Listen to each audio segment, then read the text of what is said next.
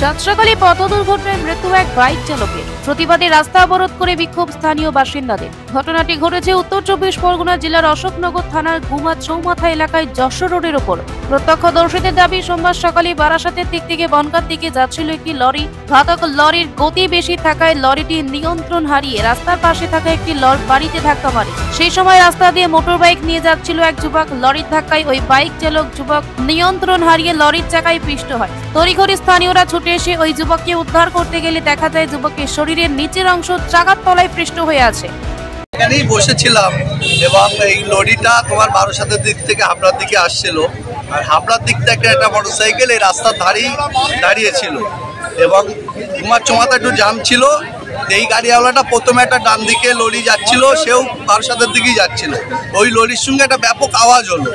আমরা ফিরে দেখলাম এই গাড়িটা তখন ডান দিকে মুড় নিয়ে একদম মোটরসাইকেলওয়ালার সামনে দাঁড়িয়েছিল, তাকে টেনে নিয়ে ওই ঘরে গিয়ে আটকাল। খবর দেওয়া হয় অশোকনগর থানায়। অশোকনগর থানার পুলিশ এসে ক্রেন দিয়ে লরিটি সরানোর পর যুবকের দেহ লরির নিচ থেকে বের করে অশোকনগর হাসপাতালে নিয়ে গেলে চিকিৎসকেরা মৃত বলে ঘোষণা করে। পুলিশ সূত্রে খবর, মৃত যুবক বারাসাত থানা এলাকার বাসিন্দা।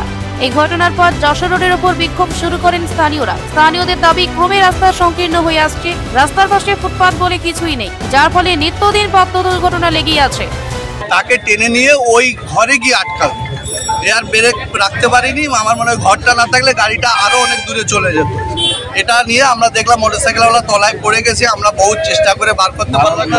আমরা আমাদের জোড়া ব্রিজের ওখানে একটা ক্রেন ছিল, ওইটাকে এনে আমরা কোনো রকম করে তাকে বার করলাম। যখন ও তলায় ছিল তখনও বেঁচে ছিল, আমাদের সঙ্গে কথা হয়েছে যে আমাকে বার করো, কিন্তু পুরো নিচের থেকে এই সাইডটা পুরো একদম নষ্ট আউট হয়ে গেছে, হাতার পা দুটোই। পরে যখন বার করলাম তখন উনি ডেড হয়ে গেছে, মারা গেছে দেখলাম। পাবলিকের যেটা দাবি যে গুমা চৌমাথায় বিশেষ করে প্রায় অ্যাক্সিডেন্ট হয় এবং অ্যাক্সিডেন্ট জোন হিসেবে এটা বিখ্যাত হয়ে গেছে। মারা গেছে সাথে বাড়ি শুনলাম তার বাড়ির লোকে এসছে। বয়স কত 35-40-এর মধ্যে হবে এবং ওর মাথায় হেলমেটও ছিল আমরা দেখলাম। এবং আমাদের পাবলিকের যেটা দাবি যে গুমা চৌমাথায় আপনি দেখতে পাচ্ছেন NH-35-এর দুই সাইডে মানে একটা মোটরসাইকেল, ফুটপাথ না, একটা মোটরসাইকেল নিয়ে নামলেও সে দুর্ঘটনার মধ্যে পড়ে। এবং বারাসাত থেকে হাবড়ার মধ্যে এই গুমা থেকে খৈদেলপুর মধ্যে একটা অ্যাক্সিডেন্ট জোন হিসেবে বিখ্যাত হয়ে গেছে, সবাই জানে। আমাদের এখন অবরোধ চলবে। NH-35-এর ইঞ্জিনিয়াররা আসবে এবং কাজ কবে থেকে শুরু হবে প্রতিশ্রুতি দেবে, তারপর অবরোধ। আপনার নাম? দ্রুত রাস্তা সংস্কারের দাবি জানিয়ে পথ অবরোধ শুরু করেন স্থানীয়রা। পরে অশোকনগর থানার পুলিশের আশ্বাসে অবরোধ। আমাদের বড়বাবু আমাদের সঙ্গে সাথ আছে, আমরা চাচ্ছি উপরে রাতে এখানে আসুন।